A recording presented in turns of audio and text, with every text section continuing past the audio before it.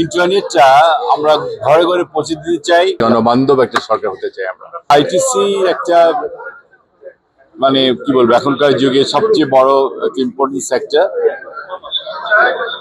মাননীয় প্রধানমন্ত্রী অনেক প্ল্যান আছে এই আইটি সেক্টরকে নিয়ে। আমরা অনেক জব ক্রিয়েট করতে চাই এবং ইন্টারনেটটা আমরা ঘরে ঘরে পৌঁছে দিতে চাই। কদিন আগেই আমাদের মাননীয় প্রধানমন্ত্রী আমাদের ইনস্ট্রাকশন দিয়েছেন যে আমরা এয়ারপোর্ট, রেলওয়ে স্টেশন, এমনকি হাই স্পিড গাড়িগুলিতে ফ্রি ওয়াইফাই অ্যারেঞ্জমেন্ট করার জন্য, এবং উনি অলরেডি ইনস্ট্রাকশন দেওয়াতে আমরা হয়তো খুব তাড়াতাড়ি এটা চালু করে দিব। এই টাঙ্গাইলেও কিছু করতে চাই। আমাদের এখানে জানেন আমাদের আরেকজন মন্ত্রী আছেন, প্রতিমন্ত্রী আছেন সালাউদ্দিন টুকু, ও আছে। আমরা টাঙ্গাইলকে আমরা দুজনে বসেই সালাউদ্দিন টুকুর সাথে কথা বলে এই কি বুঝলেন ভাই, অনলি যেটাই চাই।